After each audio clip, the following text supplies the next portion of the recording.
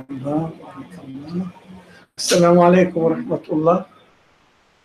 أعوذ بالله من الشيطان الرجيم. بسم الله الرحمن الرحيم. ربنا لا تؤاخذنا إن نسينا أو أخطأنا. ربنا ولا تحمل علينا إصرا كما حملته على الذين من قبلنا. ربنا ولا تحملنا ما لا طاقة لنا به. واعف عنا واغفر لنا وارحمنا أنت مولانا فانصرنا على القوم الكافرين. آمين. وصل اللهم على محمد وعلى آله وأصحابه وأتباعه وسلم والحمد لله رب العالمين. آمين.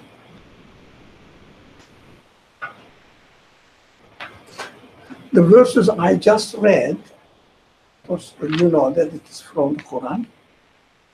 And the verse says, "O our sustainer, Lord, Rabb," what will you say? "Don't load on us the load of those you have put on the previous ones, before the people before us." Now, usually I hear that, I read that, they say before us means those people mentioned in the Quran, and they were tried by God in a hard way or a harder way. So we cannot really bear those loads. Don't do it. But as an old man, when I see somebody who cannot walk, disabled, or suffering from certain illnesses, I say, look, these are the people before me. So please Allah, Rabbana ولا تحملنا ما لا طاقة لنا به. Don't load on us what we cannot bear it, what we cannot stand. It is very difficult. So we don't have to go back to the past and the past generations or past people who have suffered from severe tests by Allah. No, just we see people around us, and we can really refer to them, saying that don't make me like this one. I cannot bear it. It is difficult. I understand, and you can help me with these difficulties and enable me to get over it, inshallah. It is a beautiful prayer, actually. If we updated them, it means if we bring them into our practical life, they are beautiful. So coming back to our chapter, A'la, I was thinking that the verse 12, it is here, this one. The wicked avoids it. It means reminder, avoids the reminder. We just, towards the end of the last week's discussion, we just covered it very quickly, saying that you understand. Okay, those people who have wicked, ashqa, shaqi, it means those people who are really rebellious. But I will tell you why I am saying rebellious to their nature, to their reality. They avoid the reminder. They don't listen to the reminder. They don't take notice of the reminder. Okay, the 12, verse 12, he enters the great fire. I mean, it's a very simple translation. Yasla nar al-kubra, the great fire. Salah is such a word that it has many meanings. It has the meaning of from roasting, really, to supporting something. Salah. For example, when we say Salli ala Muhammad, it means pray or be merciful to Muhammad alayhi salatu wasalam. But at the same time, I support Muhammad. It means as well. Because the prayer comes from your support. I don't know what the native Arabic people use this word. If you put the meat into the oven or fireplace, do you use the word any form of the word salah? Salah? No. You don't know. It's a very maybe classical Arabic. So these people enters the great fire or put into the great fire or exposed to the great fire. So I was thinking that this is something to do with the hereafter. As the people understand, generally they refer it to the hereafter because they don't see the fire here. But I was very happy to see one of the commentators on the Quran, very famous commentator, very famous one.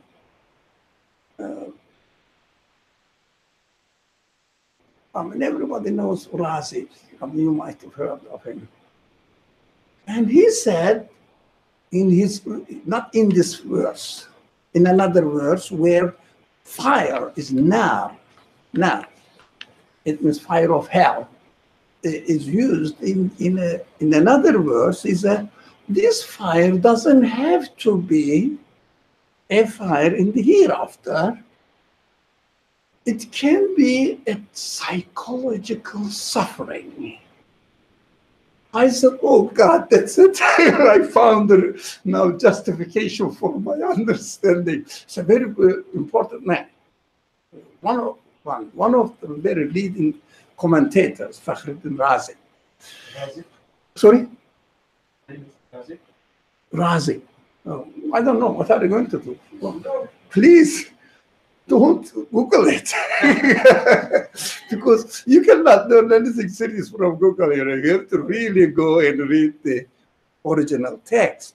Not people's interpretation destroys everything. So I said, oh, that's it. That's what I was looking for. It was a justification for my understanding because I already understood it, that we have to understand this kind of language. الذي يصل النار الكبرى in our present time, but it doesn't mean that there should be nothing in the hereafter or the next creation. No, definitely the next creation is the extension of this creation. So however we prepare ourselves, will be treated in the next creation accordingly, but multiplied by really a big number. So we have to be very careful. In reward, it will be multiplied really by a big number, but what we deserve, as the Quran said, بِمَا كَسَبَتْ أَيْدِيهِمْ, because what they have acquired by themselves with their hand. It means really, it's an expression in Arabic. It means what they have earned here, what they have acquired here. Accordingly, they will be punished, but the reward will be multiplied by a big number. We don't know, but I mean, we cannot compare the life in the hereafter or the next creation, which we have no clue of what its nature is. So let's leave it to the hereafter. to the next creation. But now we have to understand that if we don't take notice of the reminder, of course, the reminder has two sources. Well, in fact, we studied or we discussed, I think last week was three sources. Reminder of who will remind, who will remind us. The three sources, which reminds us. Come on, 1, 2, 3. Just say. Creation. Sorry? The creation. Creation is a reminder. Yeah. Correct. 2. The messengers are reminders. The manual. Sorry? The manual. The messengers come with the manual. Let's combine them together. Kutubihi ve rusulihi. Okay? 3rd. Sorry? Consciousness. Human consciousness. Perfect. So those people who don't really listen to any of these reminders, what do they have to, what they end up with in their practical life? Now they fall into a fire. And this great scholar, which I'm very thankful to his comment, the great scholar says, psychological suffering is more hurting than physical suffering. Because physical suffering is something to do with your body. Psychological suffering is something to do with your whole human side. It means spirit. So if someone is psychologically disturbed or psychologically suffering, this person can never have any hope whatsoever in their life. Especially, I don't know how much we are aware of it, because it is impossible to imagine annihilation. It is impossible because annihilation doesn't exist. But we can compare annihilation to existence. So we may think that when we go into or fall into annihilation, non-existence, I would feel nothing. There was a very famous novelist who was an atheist, famous atheist.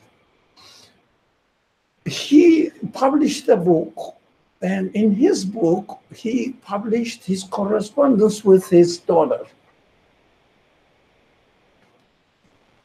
So his daughter, young daughter, they were living in different countries for any reason, but it was an old story when the Soviet Union was, behind the steel wall or whatever you call it, behind the walls. Iron curtain, yeah, iron curtain. Then he couldn't get out of Soviet Union because of some political reasons. So he was communicating with his daughter. His daughter wrote to him a letter, but it is published. It's not a private personal information. It's published in the form of a book. So she said, daughter said, Daddy, I don't know the age. I'm guessing the age somewhere around 16, 17, I'm guessing. Because this is the age where people start taking the serious matters into consideration. And they start analyzing the cases. This is the beginning. So she said, I'm very much afraid of death. Now, I don't know, how can I face death? I cannot imagine, just dying and suffering from death. And his father was an old, famous atheist and also novelist at the same time, activist and philosopher. He used his own philosophy and also activist. in the social life, famous. That's why he was banned from places and he had to run away to Russia. Atheist. That time, Russian politics was famous as having an official atheist ideology. They used to have it. I don't know. I don't think now they are more prone to Catholic practices nowadays. I don't know really. Sorry. Orthodox. Yeah, Orthodox. Yeah, not Catholics. I'm sorry, Orthodox. Yeah, Russia is Orthodox.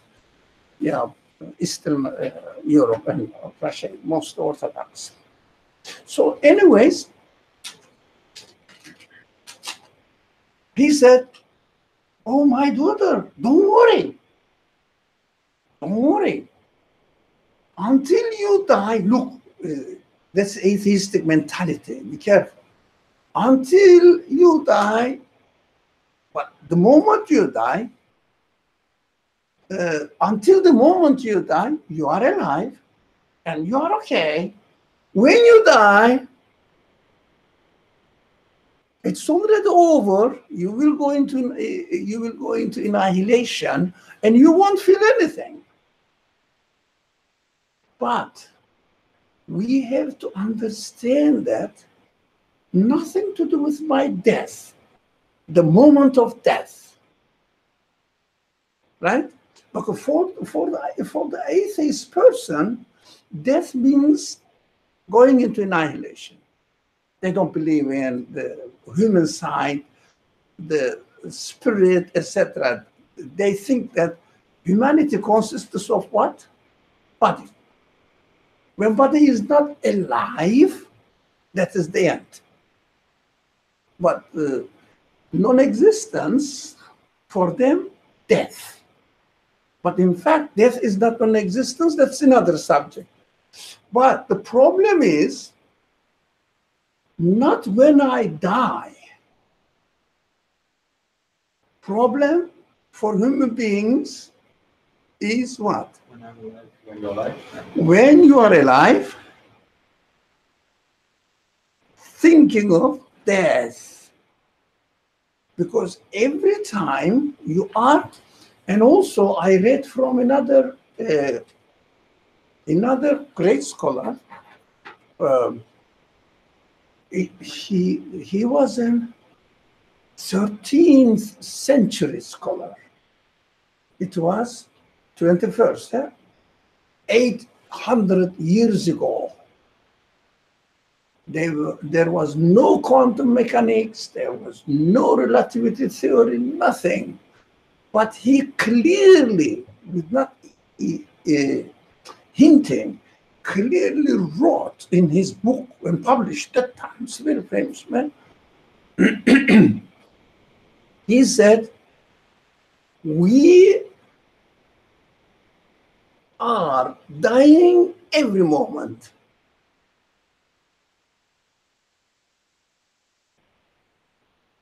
Get this. For 800 years ago, look at the mentality. We arrived, how deep thinking people they were. We are dying every moment. So why are you afraid of death? Because as soon as you die every moment, you are alive again, giving existence again. Since our life continuously experiences death and light rotations, if you like, death and light, day and night. Because in the Quran, day and night is given as an example of what? Passing the time for us. But we discussed on many occasions, on several occasions, that passing the time is relative to our understanding. In fact, there is no passing time, but a renewal of the creation. So he realized that the creation is continuously being renewed. But as far as our yesterday is concerned, I wouldn't say a second ago, it could have been correct. Yesterday is concerned, where is it? Where is it? Dead. Not went into non-existence or fall into non-existence, but it is dead as far as we are concerned.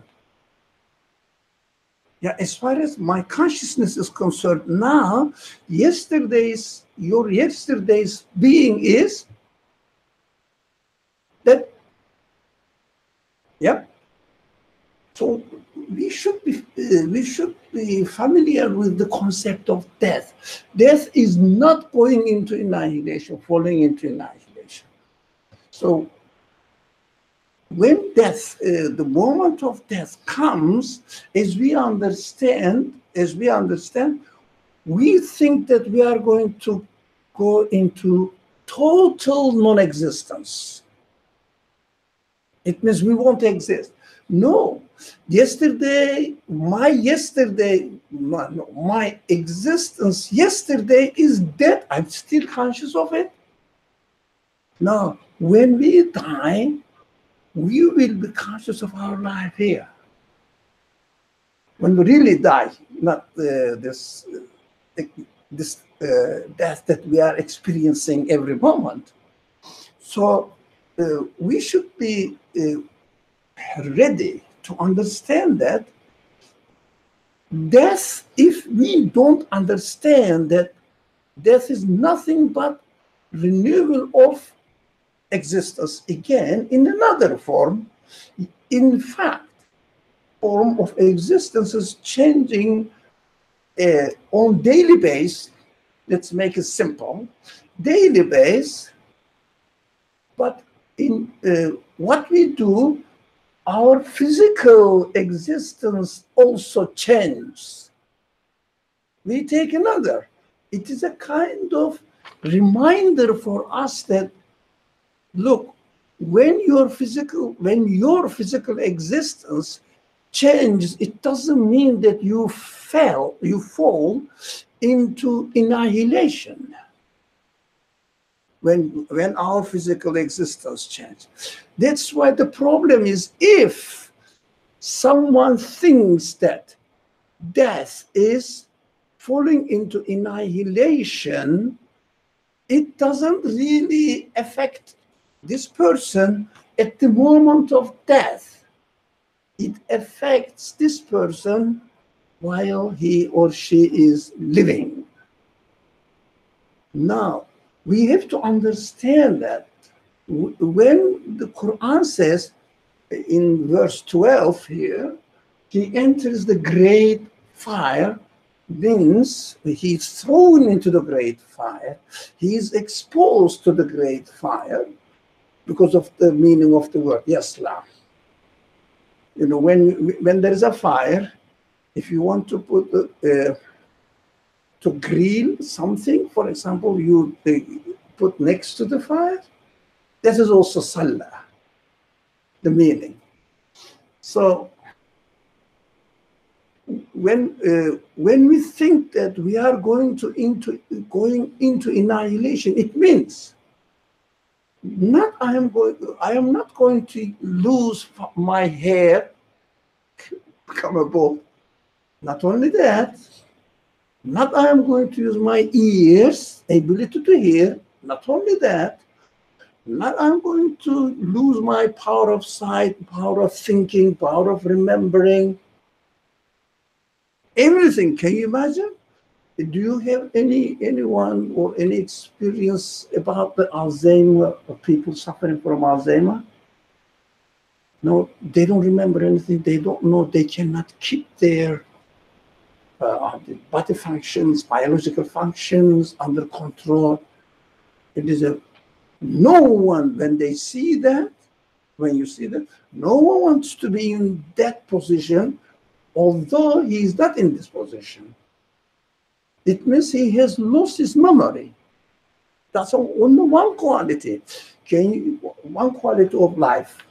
Can you imagine that we are thinking that I am going to lose everything that human beings enjoy and entertain in their life.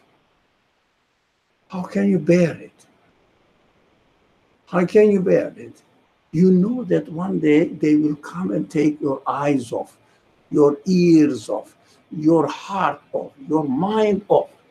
Can you imagine? Can you bear it? For example, if someone is if someone is going to be taken into a torture room in some places, and he knows that they are going to torture him by taking the, or how do you say, poking the eye out, or what is the expression for it? Yeah. Eye out one by one. How can you bear it? You know that they are going to do it. Either tomorrow or the day after tomorrow, they are going to do it. That's why if someone does not really understand that this world has an owner, and this owner is the one who gave us creation, existence, he created us, doesn't understand that. And there is a wisdom in existence, in our existence, and he is controlling our existence. He is taking our existence from one stage into another, stage by stage, and continuously teaching us that, look, you are experiencing death on daily basis, and you know that your body is changing continuously. You know that, for example, I say, this is a joke, I say, if somebody says, you are old, I am young, I said, don't worry, I was younger than before. Sometimes, because I'm younger than you. It's my typical joke. So I was younger than you some time ago. You will be like me. So where is my youth?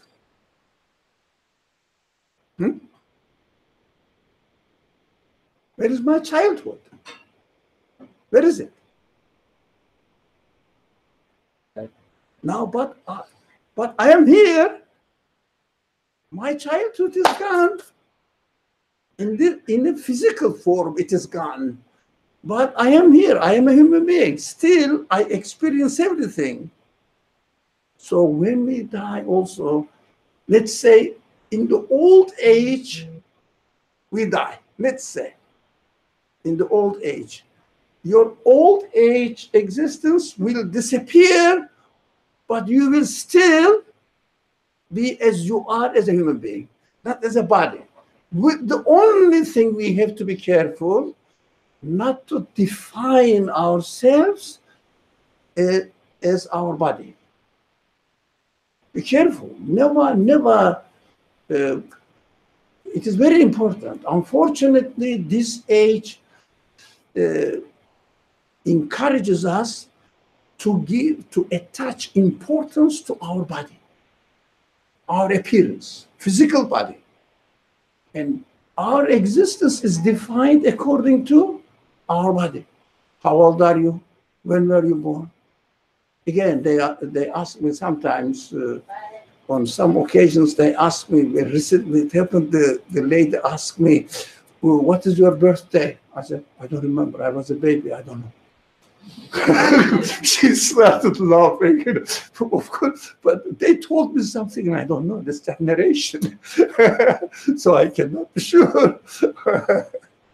So we have to be careful. The concepts that we develop here go or turns around our physical existence, not our psychological or psychic, means the spiritual life, but psycho. It's not psycho, psychic side. Yeah, is it the right word? Concerning our psychology, Psychological side that makes us what we are. So if we don't take notice of the reminder, our psychological side will suffer continuously, falling into annihilation. Everything is losing.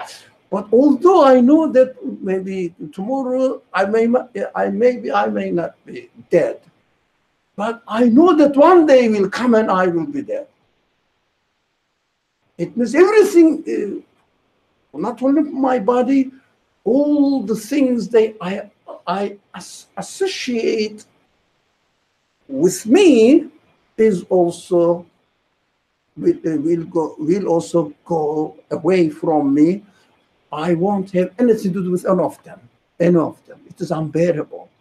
But unfortunately, we don't think about it. We don't think about it. One very important concept that we have to be aware is this.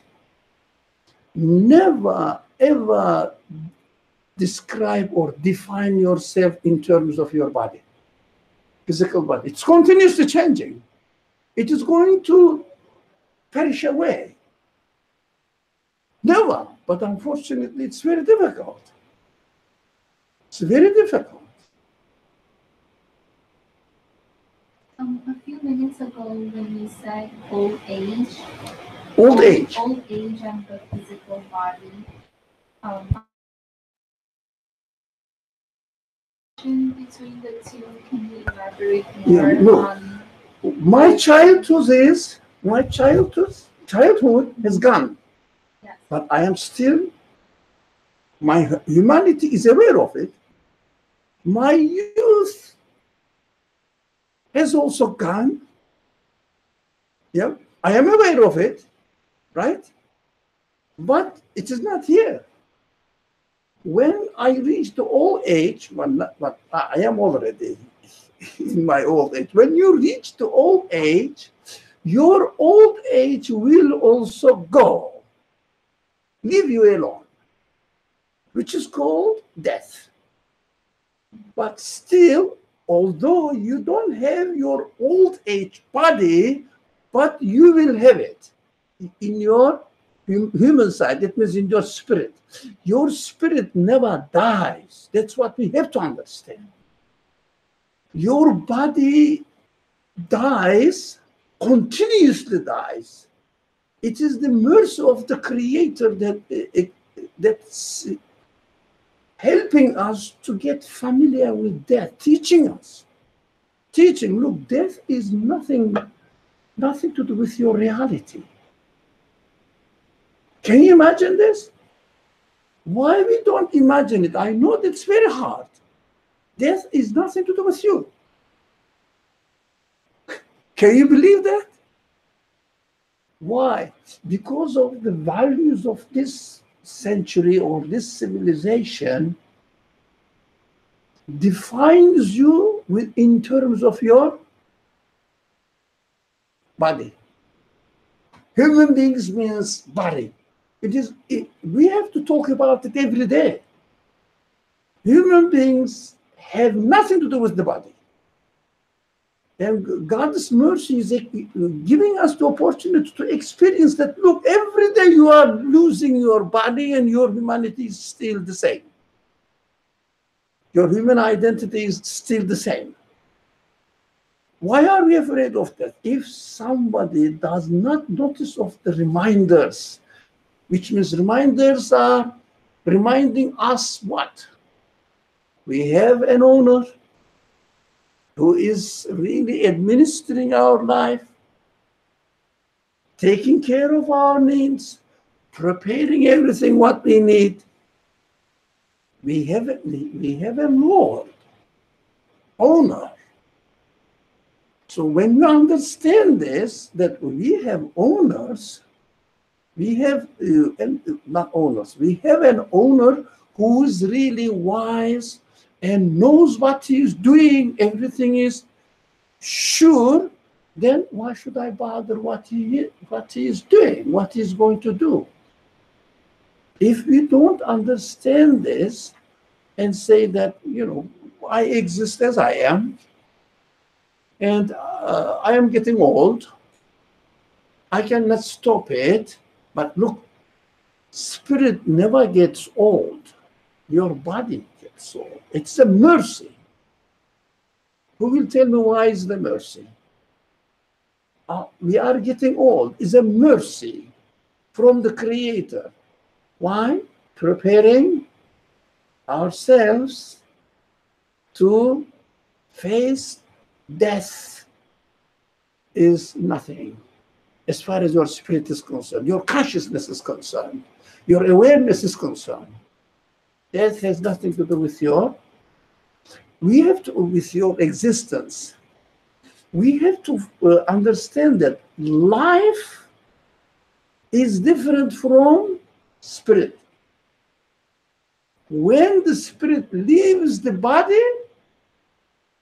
body becomes or turns into, this is, some people said so, I don't know physically, into a vegetarian life, vegetable life. Vegetable life, not vegetarian. Vegetable life. And if you cut a piece from, or if you cut a tree, what happens? It dies slowly. The first day it is green, second day not as fresh, and dies. That's why when we die, our hair, our nails continues to grow for a while, right? Because now we are not living as an animal being, but as a plant being, if you like, or vegetable being. And without the support vegetables, without the support means they don't get water, vegetables what? Die. Now, our body also dies like this. Don't worry about it. So, if someone doesn't pay attention to the reminder, he has to suffer great psychological fire here while he is alive. But people don't seem to be. You can imagine, still you can imagine, let's say, imagine, I don't believe in God, everything. I carry on my life because we don't really pay attention to the reality. We keep ourselves busy with other things because of the continuation of or not exactly the same, but similar type of existence is continuing. For example, we don't notice that we are different people from yesterday. Do you? What do you do? Yesterday you didn't have the exam or whatever, test or exam. Yeah, but in your personal life, it is very important today. But normally, do we? We don't pay. If we don't pay attention to it, we don't really notice the change in our life that we are continuously changing. That is why we don't feel the pain of imagining falling into non-existence if we didn't understand or accept that I have an owner, he gave me existence, and he takes care of everything. Of course, and since I want to be happy in my existence, and I want to continue in my existence, this desire is given to me by him, he will take care of it, right? Imagine, if we were not given eyes, it means power of sight. Would we need eyes if we were not given power of sight at all? Would we feel the need for eyes? Right? No. So our spirit is given the the desire or the need for eyes for power of sight, to see. And the eyes are provided. Oh, we have to know that. I'm sure you all know it. It is not the eyes see. I think some people may remember that we gave this example. I gave this example before. It is not the eyes see. What is seeing then? Or what sees? What sees? Consciousness. Brain. Sorry? Occipital part of the brain. What the- She said occipital part of the brain. What is the brain? It is not the brain who thinks. These are tools.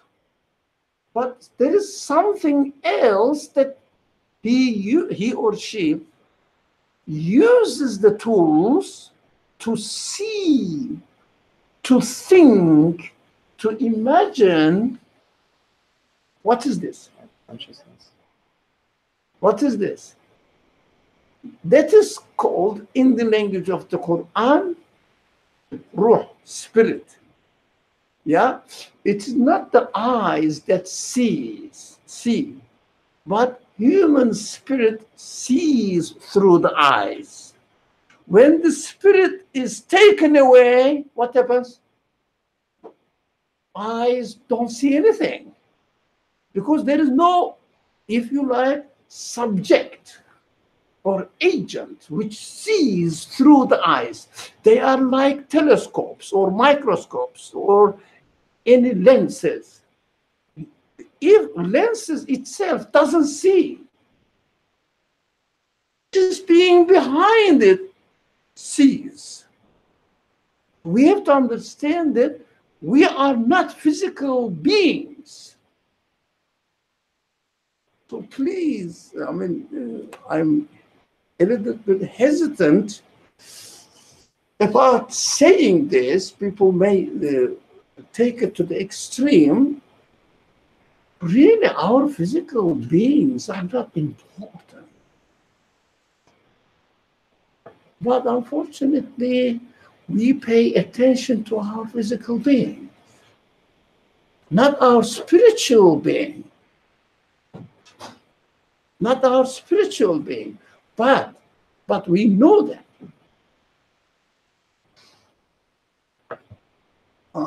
I think this example may be relevant to many of us here, because not everybody is married. So let us use this example. When you want to get married, it means establish a relationship, infinite friendship, with somebody on a long period, long term, right? That's what marriage is. Marriage is not a temporary friendship. Hi, how are you? And go. No. So let's say you are, as I expect all of you to be in this position, you are a careful person.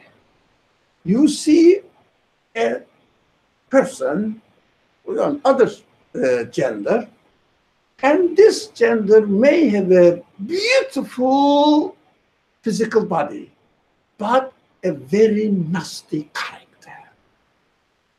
What do you do? Yeah. Most likely marry that person. Sorry? Saying Most men will marry that person. Most men will marry that person. Most men, Yes, I think but not you. not me. Oh, no, not the people here. That's why you are here. Yes. Yeah. But and even when they get married, what happens? They keep fighting, and they don't really experience the happiness. Their life becomes into torture because of this nasty character. We understand that if we are careful, we don't really give the priority to physical appearance. We have to give priority to the character. Physical appearance, we know that. I always joke with my wife. When we got married, I was young and I was somehow handsome. Huh? Where is it? And also, she knows she was also the same, but not anymore. You know what happens? What happens? Even you get married now with some beautiful looking or the handsome looking boy or girl, okay? But you know that at the end, they will all disappear. You know that. And so giving priority to the physical body, physical existence, is not really a reasonable thing to do. The character is important. It means your spiritual situation is important. Don't worry, everything will go. I know, I experienced that. All the importance I attach to appearance, I now perfectly understand and realize that they were nonsense considerations. Not at all. Spiritual situation, spiritual maturity, spiritual serenity, how they say it, consistency, wisdom, and characters, good characters are the most important. What are they? So we know that the person is not body, something else.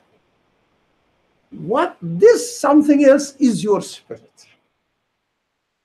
You understand? This something else is your spirit. That's what we have to understand this, inshallah. So if someone doesn't pay attention to the reminders, they have to suffer from great psychological depression or psychological, if you like, torture, pain, because before they die, they know that they are going to die. It means they are going to fall into annihilation.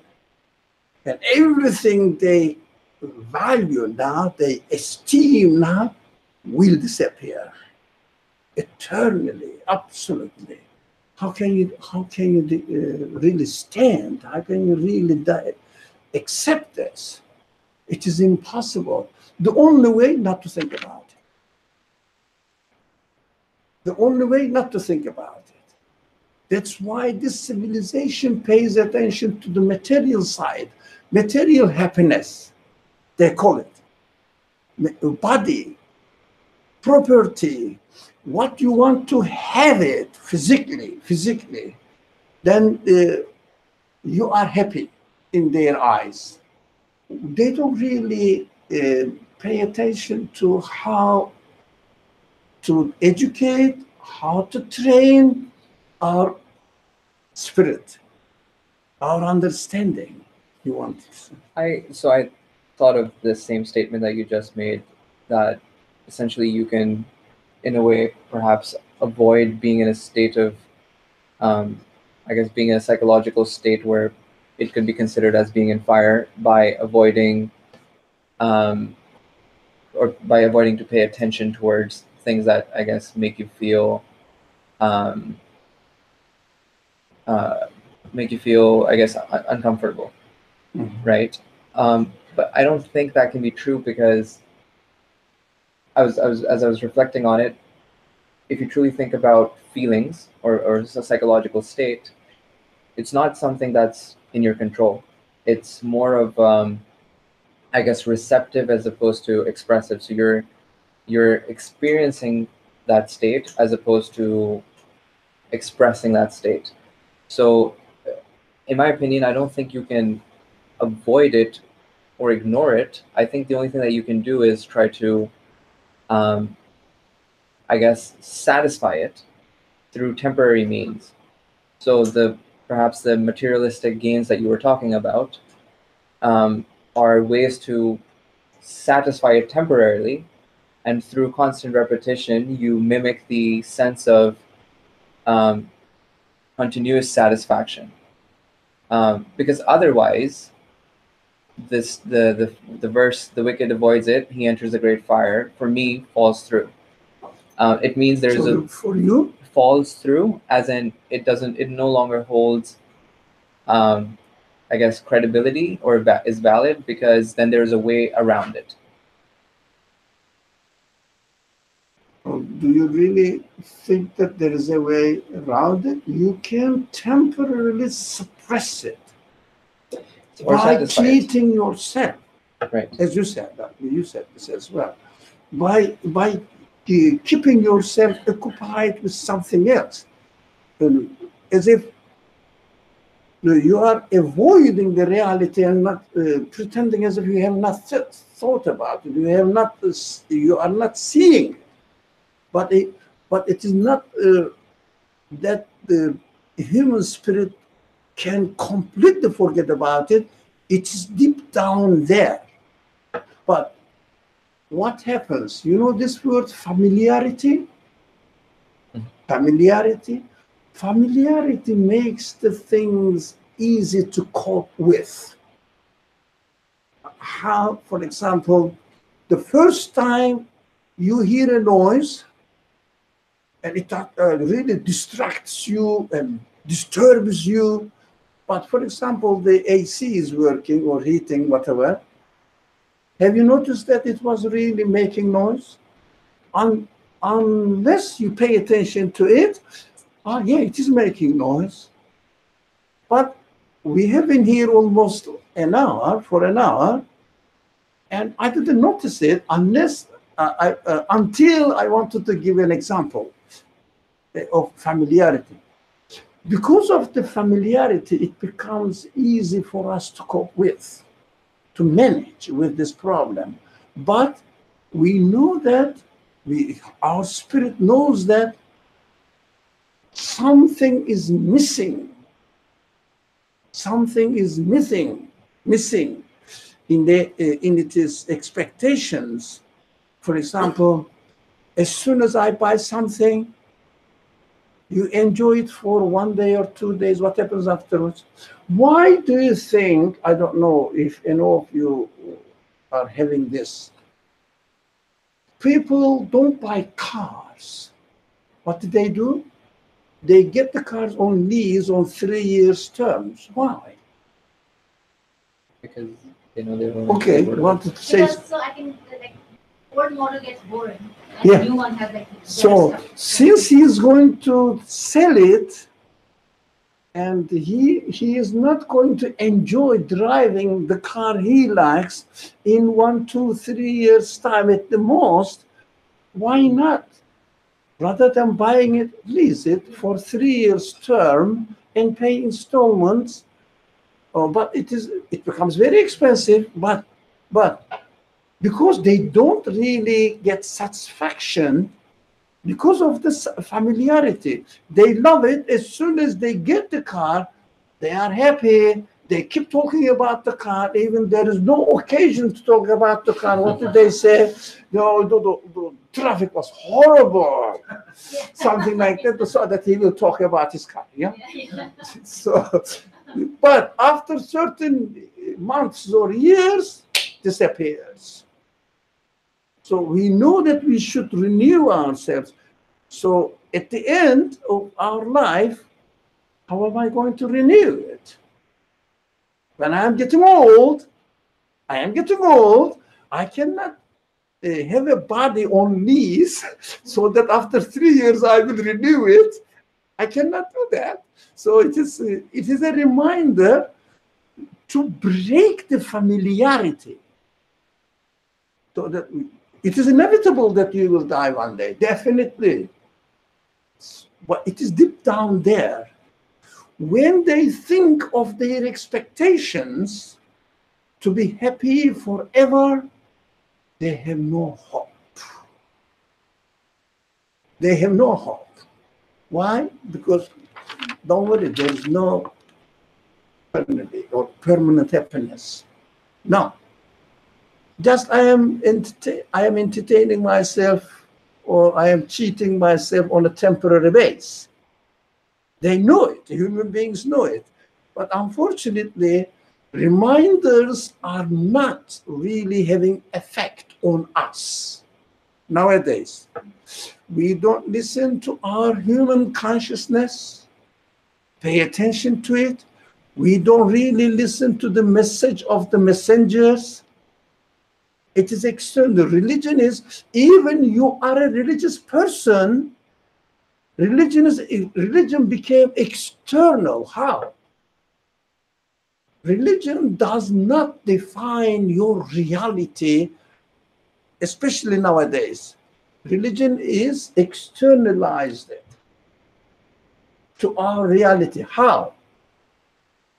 Religion becomes a set of rules. You obey them, they are external to you. Be careful about this. Think about this. You pray, you fast, all obeying the rules outside of you, doing something, and this is what? A rule, you have to do it. For example, in the States, you have to pay taxes. This is the tax season. What is this? So you have to pay taxes.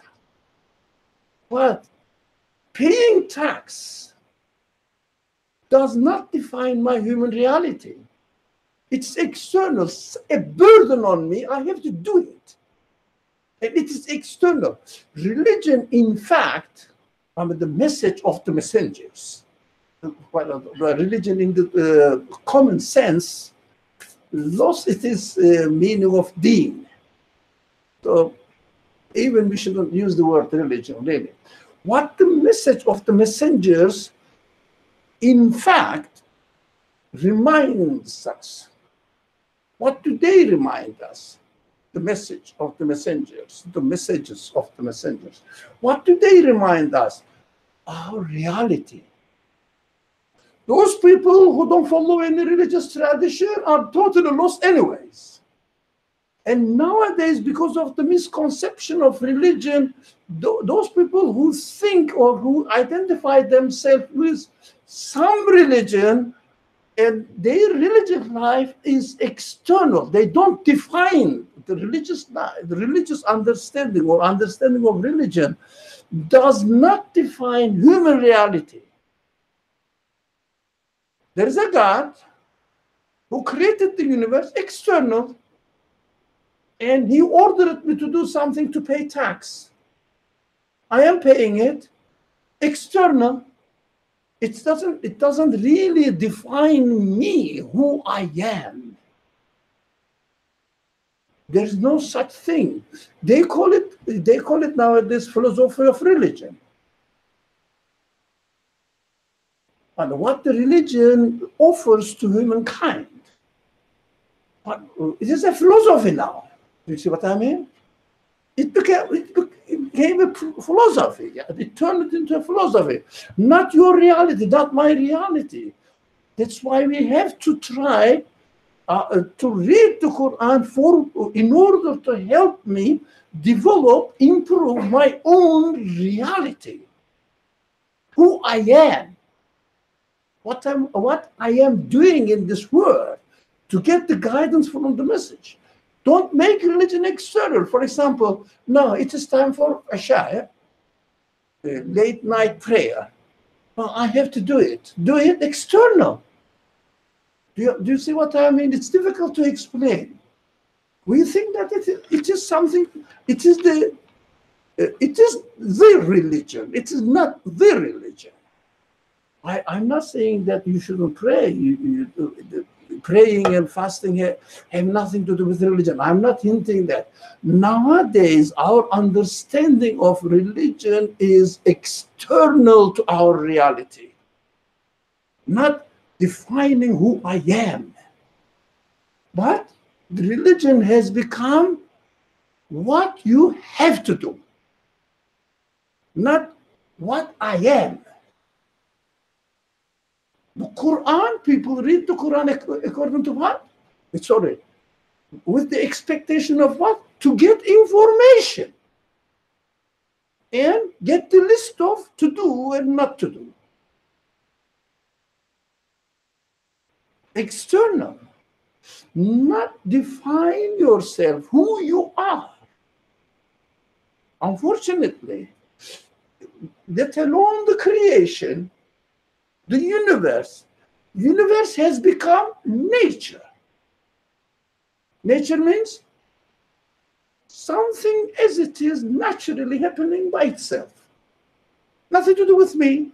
It's not a source of message. It is not revealing the qualities of my creator. It doesn't speak to me. Have you ever thought that the nature, the universe, is speaking to you? Have you? The beings there are really carrying message to you? Getting excited and being comfortable? Can you imagine looking at the universe, saying that, oh, the creator of this universe is my owner? It means my boss. And the boss, not the orderly. Who takes care of me. But the best word is not the boss. The best word, this word is my host. I am his guest. Looking at the universe and feeling secure in your existence. So that the universe or the existence, the external world, physical world, is giving security to your existence and helping you to define who you are. And reading the Quran in order to explain, in order to get the message, to explain who you are. Who you are. For example, I feel that in the general practice of the believers, the community of the believers, even the prophets have nothing to do with your reality. It's an historical event. Historical person happened to be receiving the message from God to carry the do's and don'ts to you. It means list of commandments. Yeah, list of commandments. And he was a nice man. What is it to do with you? With your own reality, what is it to do with you, the prophet? Have you ever thought about it? We don't have these concepts. That's why I say, what I see, this is my personal understanding. You may agree, you may disagree, you are free. Universe is external, nothing to do with my reality. Yeah, it is there. I have to struggle with it. If it is very hot, I have to have the AC on. If it is very cold, I have to have the heater on. And if my room is stuffy, feeling not how do you say? I don't feel comfortable with it. I open the window, etc. There's something really nothing to do with my human reality. Just to deal with the requirements of my life. That's it. I have to eat. I have to drink. I have to wear clothes. I have to have a shelter. Nothing to do with my reality. And the prophet and the message is, if you take notes of it, if someone says, I must follow a religion, okay, but be careful, the religion you follow, be careful, has nothing to do with your reality. I really challenge with your reality, defining who you are, what you are. Religion is not used as a guidance to understand your reality. As a guidance, how is it used? How is it used?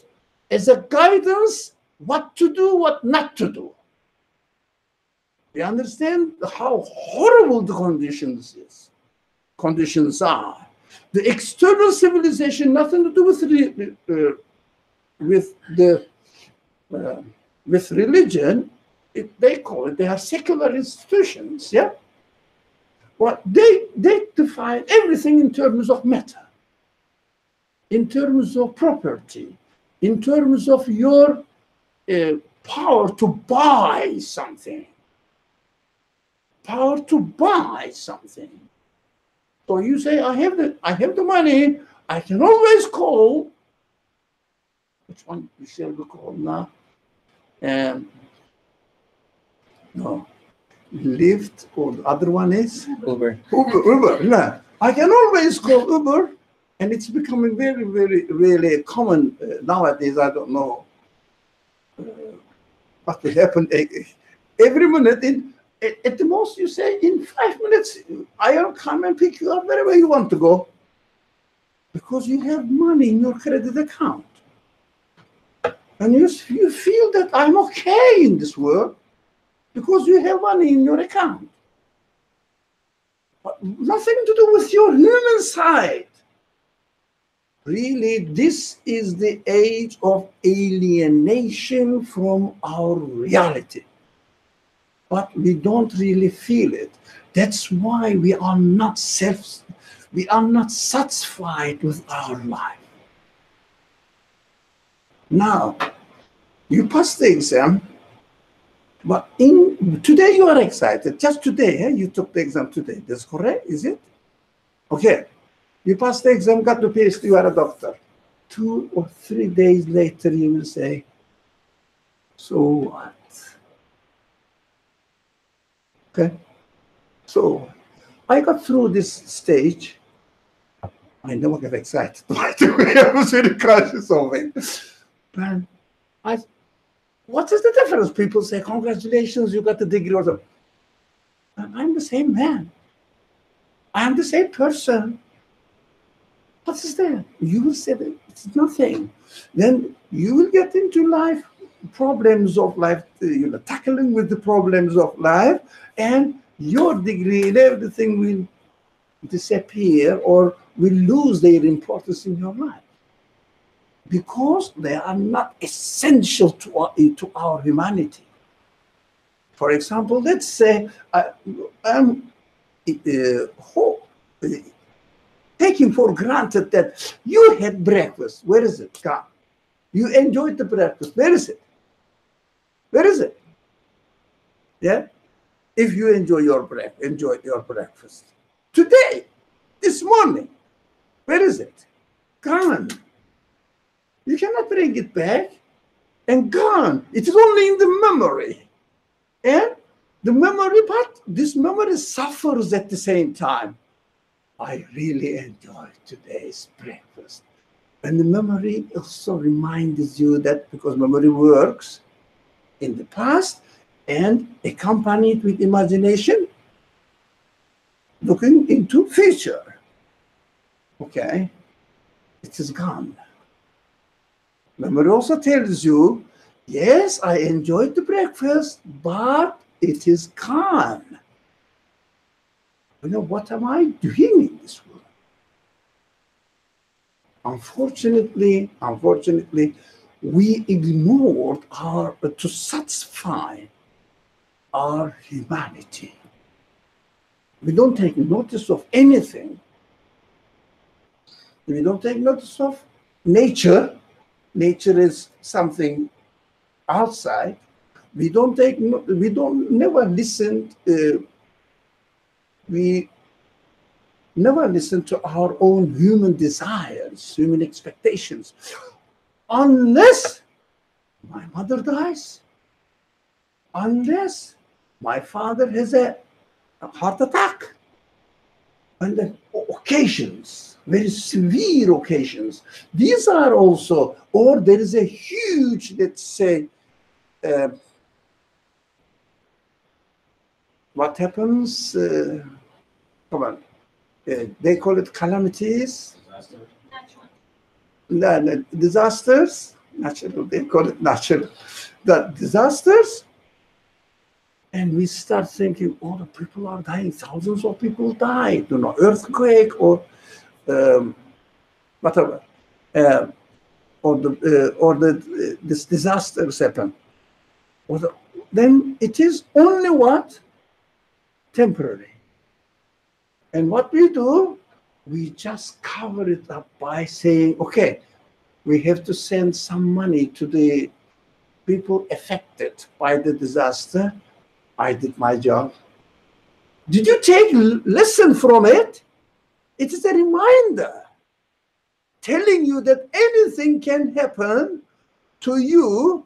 What are you doing in this world? What is your mission in this world? Oh, we don't take notes of that.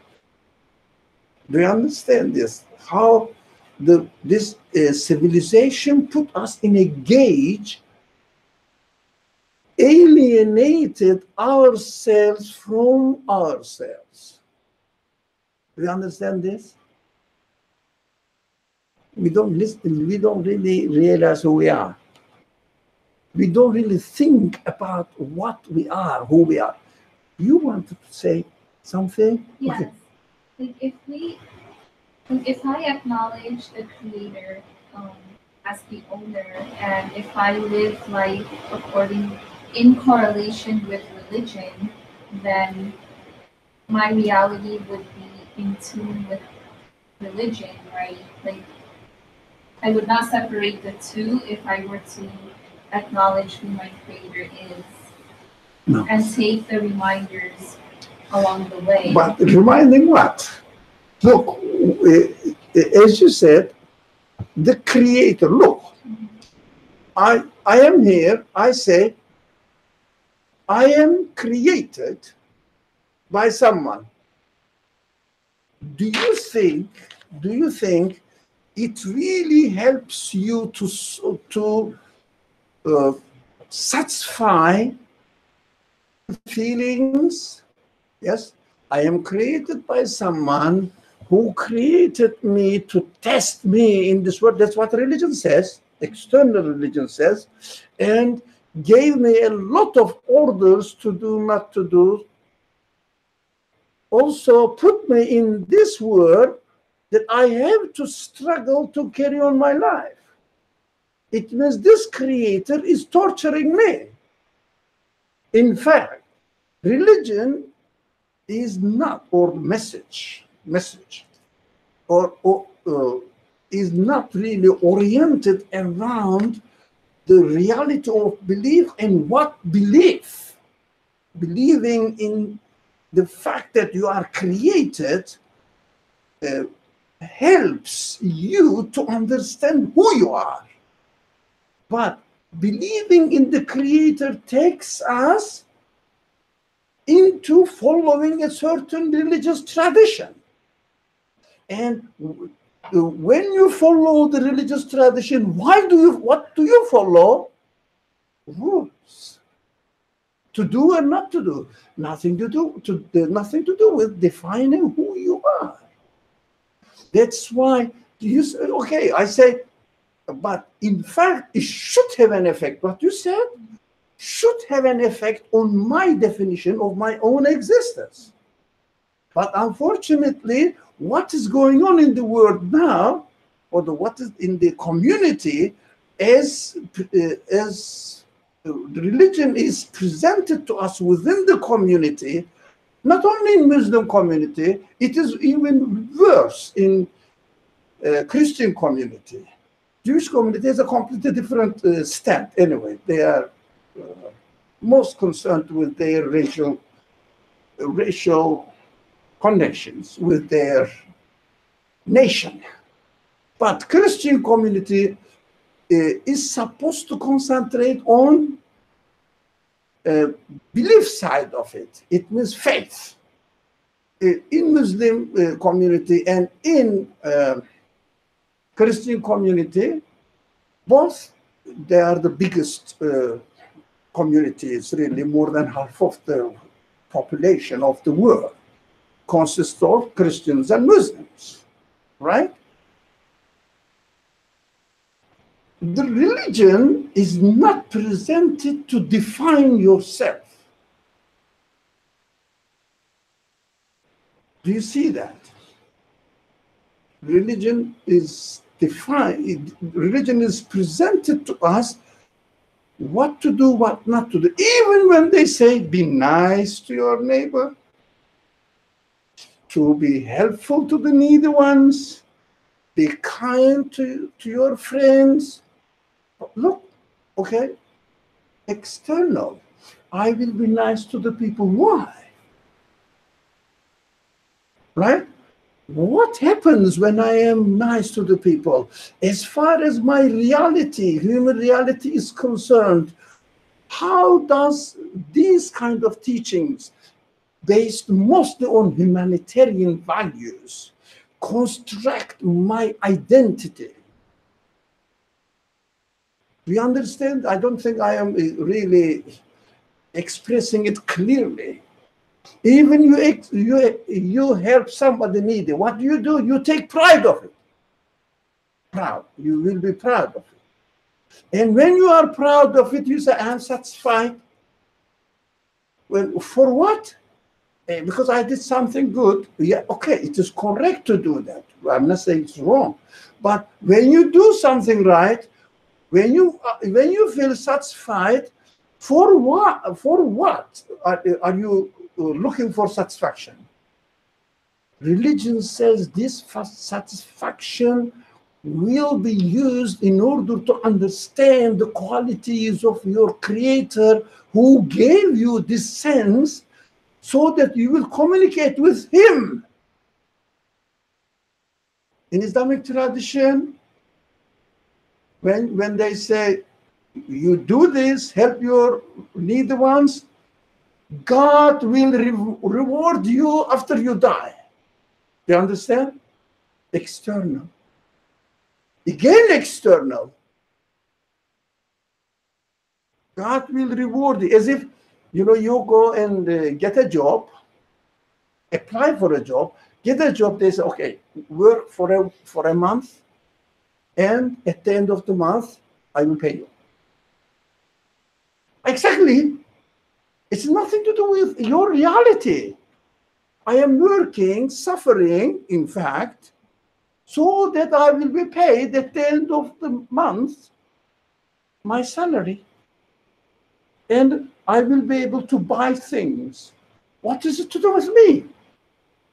Exactly. When I do this and this good charitable activities or nice activities to the people, I will be paid at the end of not month, but my life. But not now. It is again nothing to do with me. Inshallah. Okay. Well, we should study the third of them. Look, I think we are studying the 13th verse, where he neither dies nor lives. It's a horrible situation. If only we realize it, but we covered it up, unfortunately. Yeah, in the fire, in the psychological depression, psychological agony, we neither die nor live. What do we do? I am here, but not a human being. Living like a human being, not disappearing from existence either. We have to suffer. What they say, life is struggle. You understand the principle? You have to fight. Life is struggle. We are here struggling for what? To die?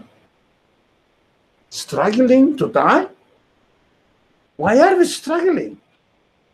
Since we are here to struggle in order to get some benefit from the world, at the end it will disappear. Everything will come to a dead end. But why am I struggling really? But in fact, life must be must be a source of enjoyment. Why? As we experience the messages, receive the messages, and accordingly our spirit gets the, if you like, food, gets its nourishment, makes me feel that sure that my existence is meaningful, because as I live in this world, I am experiencing what? The manifestations, the expositions of the qualities of my Creator, and I am being introduced to Him as if I know who my Lord is. I know who my host is. I am His guest. So that I will have a happy relationship, pleasant relationship with whom? With the absolute being. Can you imagine? Eternal being. Eternal being. I belong to Him. That's why the Quran emphasizes on the importance of trusting in God. Trusting in God. We don't have much time, but 5 minutes. Now, what do we understand from trusting in God? Practically speaking, again external. If we are in trouble, if we cannot solve our problems, so we have a resort, yeah, or the point of refuge, saying that, okay, I have to trust God. Look, I'm in trouble. But the Quran beautifully explains that when they are in trouble, when they experience something bad, they remind, the Quran's language is God. They remember God. They remember, they remind. They remember God. Yes, when they are in trouble. When the trouble is over, it means God says, when we remove the problems from them, they forget. Isn't that our reality? I'm not saying it is your reality. No, it is our reality, including me. When the trouble is over, we forget and we start really struggling with the problems of life in order to overcome them and try to have a comfortable worldly life, not comfortable existence, secured existence, not secured existence in yourself. Think about it. All my existence, all my expectations are with the absolute being, who is my owner, who gave my existence. Quran is full of examples, the very simple examples. It gives the examples of the life of the prophets and their opponents, which is the reality. When you look at the people, no, they struggle. They fight with each other, believing people, non-believing. And when the prophets come, almost everybody opposes them. They ask, you say that we are going to be resurrected. How come that after we die? There are many examples, not only one verse, not two verses, there are many. Tell them, whoever gave you existence from the beginning, it was who created you, or really the word is not created. Sometimes you use created, sometimes the Quran uses the word ansha'a, constructed your being. In sha'at is constructions, no, we're not. No. Who is there a native Arabic speaker? No. Do you know the ansha insha? Yeah, insha. So it means who have constructed your being from the beginning will resurrect you because he has created you. The example is what?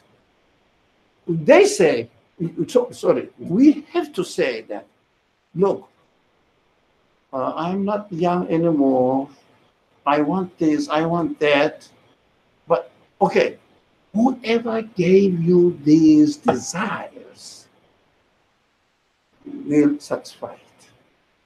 That is the core of trusting in your Lord. In Arabic, you must have heard this word, tawakkul. Quranic language, tawakkul. So if you believe in God, put your trust in Him. Why? Because He has given you the needs. He has given you the desires. So He constructed you with these qualities. Apart from Him, who will take care of it? Apart from Him. The word is really taking every moment from your life. Every moment, taking away. You are getting older and older and older. But all human desires are satisfied or are expected to to be satisfied, and definitely your Lord, your host, your creator has constructed you with these needs. We will come to this as the fasalla. I think we will study that in the following verses. All these needs, you are constructed with these needs. Who is going to satisfy them? He will satisfy. You want to be eternally happy, right? And this need is created by Him.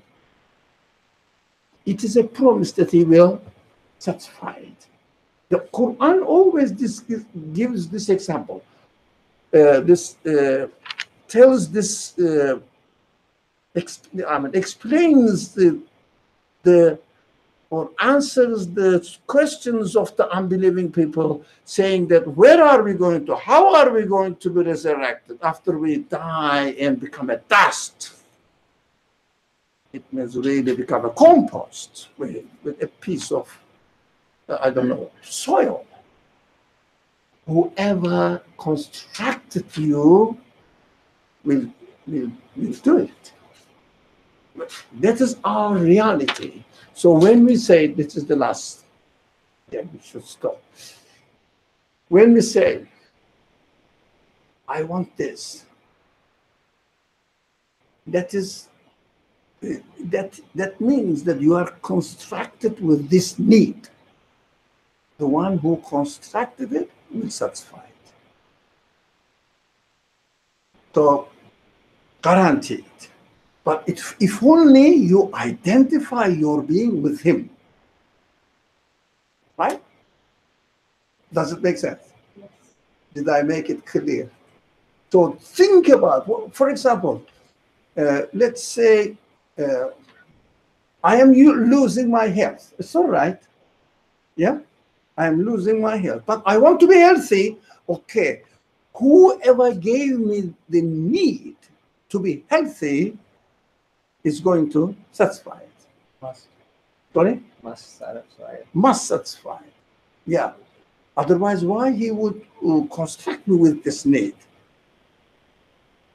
Okay. Inshallah, we should stop here.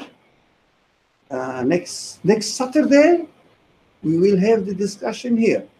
Does anybody know, the normal semester will start tomorrow, today it started, or tomorrow? Sorry? In NYU? I think it's Already started. So Saturday we will have our discussion here, inshallah. And Wednesdays will continue as we have been here. Thank you very much. Bismillahirrahmanirrahim. Sorry? At 11? Saturday? At 11? Saturday at 11. Yeah. Yeah, here. Inshallah.